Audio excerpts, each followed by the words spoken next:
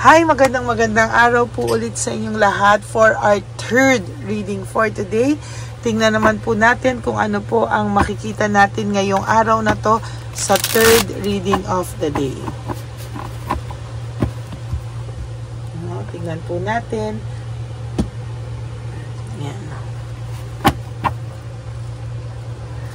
Yan po. Balasahin lang po natin mabuti. I hope na panood nyo na po yung first, second, and third reading kahapon bago po kayo tumalon sa first and second reading ngayong araw na ito, no? Para po yan. Tingnan po natin kung ano naman po ang makikita po natin sa ating third reading ngayong araw na ito ng Martes, no? Napakaganda po ng ating readings, no? Ng first and second reading. So, I hope na napanood nyo na rin po lahat yan bago po kayo sana tumalon dito sa ating third reading of the day.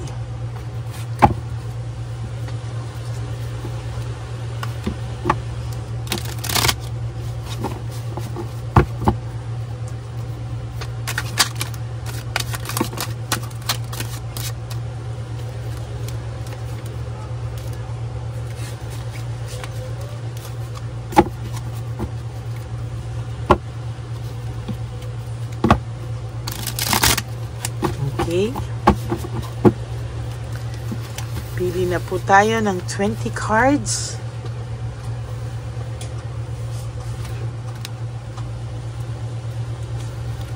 One, 2, 3, 4, 5, 6, 7, 8, 9, 10. Another 10 cards. 1, 2, 3, 4, 5, 6, 7, 8, 9, and 10.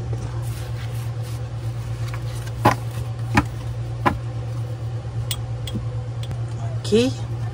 Tingnan muna po natin ito. For the meantime, ay buksan muna po natin ang baraha. Ang baraha, ang ano po, ang kandila.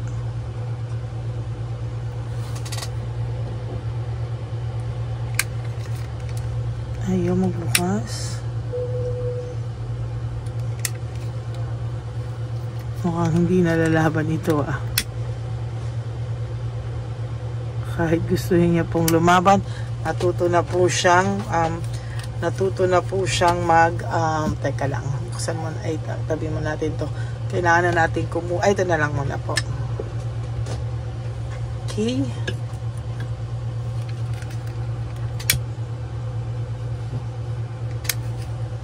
Ayan. So for your first card, the Hermit, no? Kaya lang in reverse, no? So ngayon po ay iniiwasan niya munang mag-isip. Iniiwasan niya pong mag-isip, iniiwasan niya po muna lahat ng makakapagpa-stress sa kanya, no? Kasi po itong taong po ito, right at this very moment, ay mayroong struggle when it comes to financial, no? Marami po siyang problema sa mga araw na to, no? Mixed emotions po ang taong ito, no? Sa totoo lang, hindi niya po alam bakit po siya nawawalan ng gana ngayon sa buhay, no? Talagang naiisip niya po kasi na yung inyong paghihiwalay, loss and separation ay dala po ng kanyang kapusukan, no? Ang tao pong ito ay talagang nakakaramdam po siya ng self-pity, no? Ngayon po ay marami po siyang struggles na nararamdaman at yan po ay dala po ng kanyang kapusukan, no? Nung ginagawa niya po kasi yan, parang wala po siyang takot, parang wala po siyang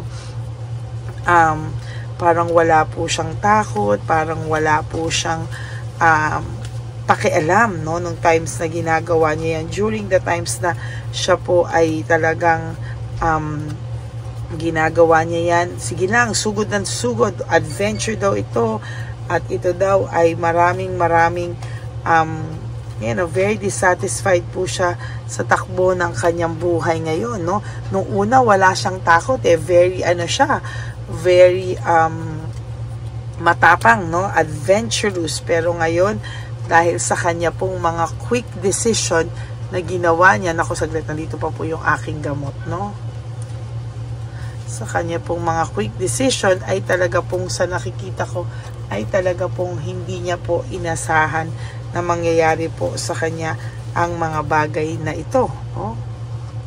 Iniiwasan niya po ngayon ang pag-usapan siya ng tao. No? Ayaw niya pong pinag-uusapan siya ng tao. Lalo na po ngayon nag-iipon po siya ng willpower and desire para ikaw po ay makausap. Para po siya ay makahingi ng tawad sa iyo. Para po siya ay makalapit sa iyo. Kasi talaga pong sabi ko nga po sa iyo, hirap na hirap itong taong ito sa ngayon. At talagang alam niya po na nagkakaroon lang po siya ng growth looking ahead kapag po talagang ito ay kanya nang hinarap, no? Hanggang hindi niya po ito haharapin, talagang i-disconnect niya muna po ang kanyang sarili, no? Ay talaga pong sabi ko sa inyo, mahihirapan po siya sa mga susunod niyang araw, no? Dinidisconnect niya po muna ang kanyang sarili kasi ayaw po niyang ma-distract, no? Sa dami po ng karma na nararanasan itong taong to, sa dami po ng karma na talagang nararamdaman niya, ay talagang hindi niya po kinakaya, no? Yan, no? Tower, sunod-sunod po ang karma niya at talaga pong nahihirapan po siya, no? Hindi niya po maintindihan kung ano po ang kanyang gagawin sa mga susunod na araw. Punong-puno daw po siya ng karma. Saglit lang po, iinom lang po ako saglit.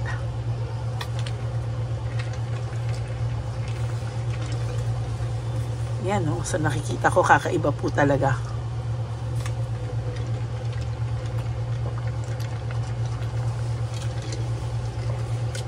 Ang tao rin po ito ngayon, no, ay nakakaramdam ng pagkabagot at pagkabagabag, no?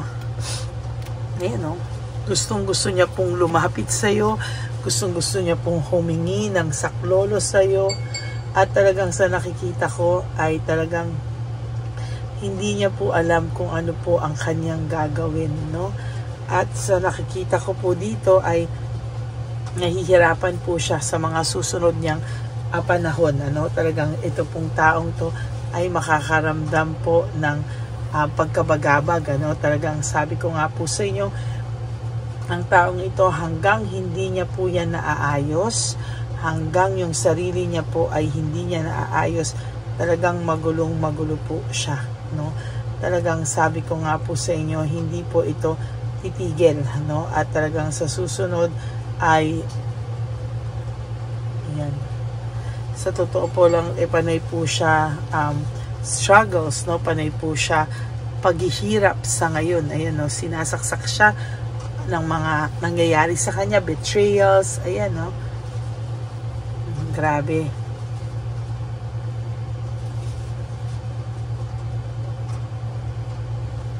Hindi po siya talaga natitigil. There is this weakness, no, and manipulation. Pati po sarili niya, minamanipulate niya po.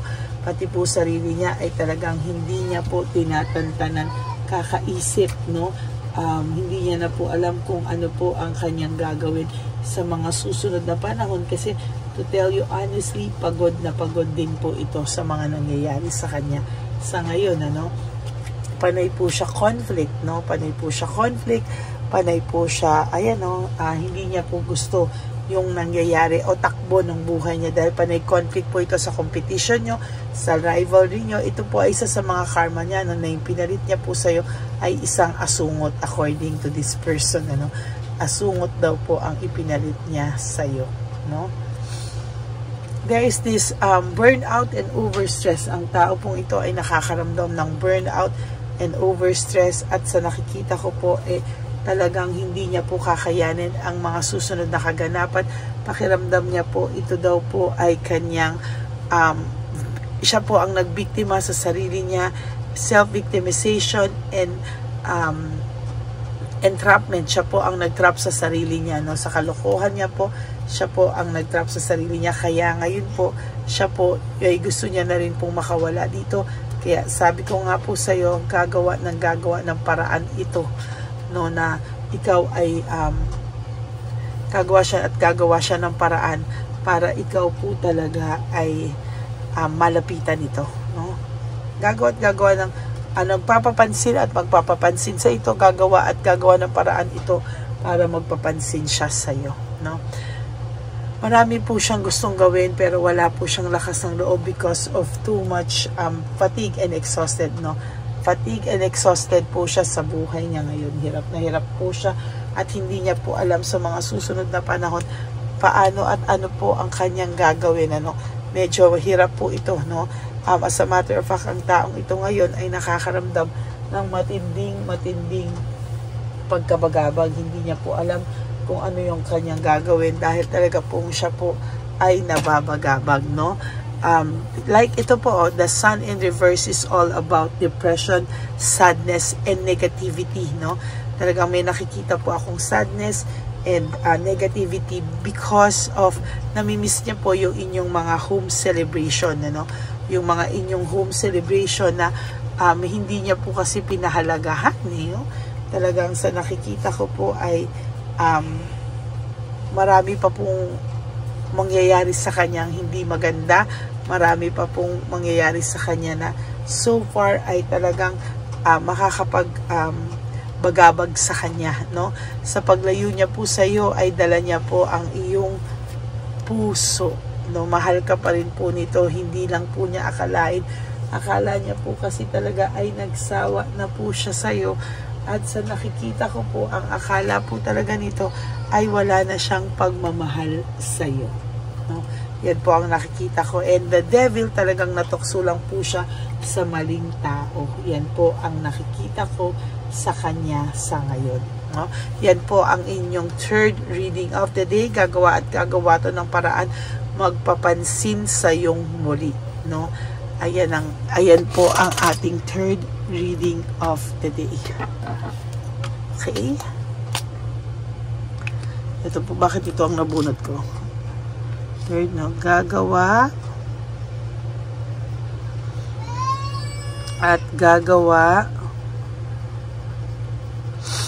ito ng paraan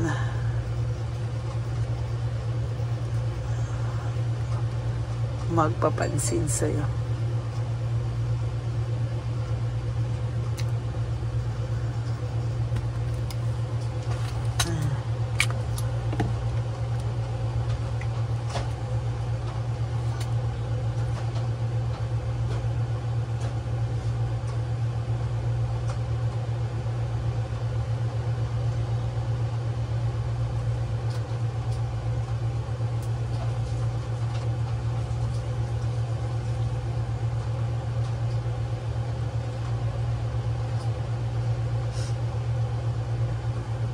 Alam niyo po, talagang tumahimik ako sandali kasi parang meron akong naramdaman, no? Parang nanlamig po yung kamay ko dahil po parang pinaparamdam niya po sa akin na naging mayabang daw siya sa'yo, naging mayabang daw po siya sa'yo, naging hambog daw siya sa'yo.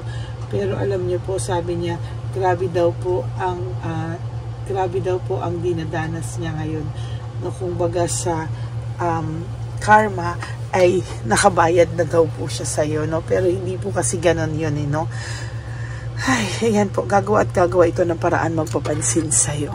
So, wala akong magagawa sa kanya kahit ganyan yung energy yung pinaramdam niya sa akin. Ayun, naglalamig po yung kamay ko kasi parang nararamdaman ko yung energy niya. Pero kailangan po siya ang gumawa ng bagay at makapagsabi sa iyo na siya po ay nagsosorry sa iyo. Okay, that is your third and final reading for today. I hope na naka-resonate po kayo. And if you do, can you please give me a like and comment down below. And please click the bell and please subscribe. Click the subscribe button para naman po kayo ay nakasubscribe na. For those of you na hindi pa nakasubscribe, ay mag-subscribe na din po kayo. Okay? Maraming salamat po sa inyong lahat. And for those of you po na gusto magpa-private reading sa akin, you may message me at Lady Lee Elena. That's LADYLY Elena. Nasa dulo po yan ng ating video. Diyan nyo lang po ako makukontak. That is my only official and legit FB account. No? So yan, maraming salamat po sa inyo. And para naman po sa ating mga bagong nanood, no, meron po akong scammer, hacker, at nananloloko ng mga tao. So I hope you do. I hope po na sana kayo po ay maging aware dyan po sa ating scammer and stalker na yan, ano. So mag-ingat po kayo dyan, wag po kayo magpapauto, ha? Kaya yan po, no. And sana po ay palagi kayong masaya at kalimutan nyo muna po ang inyong mga problema, no. To all those of you na wag po kayo agad sa lungkot, wag po kayo agad uto sa mga scammers, no. Siguraduhin nyo muna pong ako ang kausap nyo bago po kayo maniwala, no. Kasi minsan po hindi po iba babayad na po agad or magdo-donate na po kaagad nang hindi po sure kung ako yung kausap. Kaya minsan sasabi ko, kung sure ka na po, huwag ka muna pong magbabayad, no. Sabihan mo muna po ako. Okay? So yan po, no. Maraming salamat po sa inyong lahat. And para naman po sa aking mga ever solid, loyal, and faithful na Lady Elena family, I love you all from the bottom of my heart. Mahal na mahal ko po kayong lahat. At ang lagi ko po sa inyong bilin is just to live one day at a time. You do 3 things that will make you happy for today.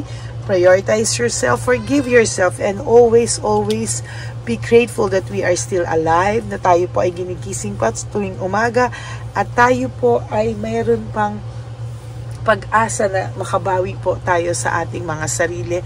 And don't tolerate po yung mga tao na nagbibigay sa atin ng sakit sa ating dibdib, no, mga sakit at talagang parusa, no.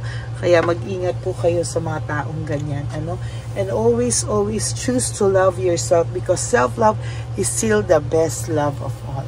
And also, you have to realize that life is so short. Don't make it shorter by stressing yourself from all the pains and heartaches na binigay sa inyo na kahapon. Just surrender everything to the divine universe and just let go and let God write your life and love story. Ako po ay magbabalik for another set of reading. For the meantime, wag po kayong malungkot, ha. Panoorin nyo muna po yung first, second, and third reading bago po tayo tumalon sa ating fourth reading mamayang gabi. Okay? God bless you, and I love you all from the bottom of my heart. Please, no skipping of ads. Tulong nyo na po yan sa ating channel. Lalo na po, tayo po ay malapit na po ang ating One Love a Day for our dear lolos and lolas sa kalye. Kaya po, sana po ay maging maayos po tayong lahat. Okay? God bless you all, and I love you all. Bye!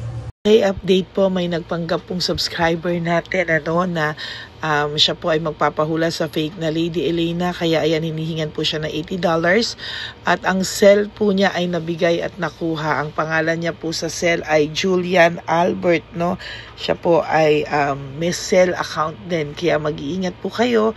Ayan po, no, kung sino man po yung scammer na Julian Albert na yan, no, i-insensuhan po natin yan para siya po ay makonsensya. Kung wala man po siyang konsensya, at least po bumalik sa kanya lahat po ng kanyang ginagawa, at maling-mali po yan, ano. Basahin niyo po lahat yan, makikita niyo po, ayan po ang cell number niya at Julian Albert na yan, ano, para po talagang ma-report din po natin yan na siya ay gumagamit ng cell account na Julian Albert. Mag-ingat po kayo. Ayan po yung number niya. Ayan po yung pangalan niya.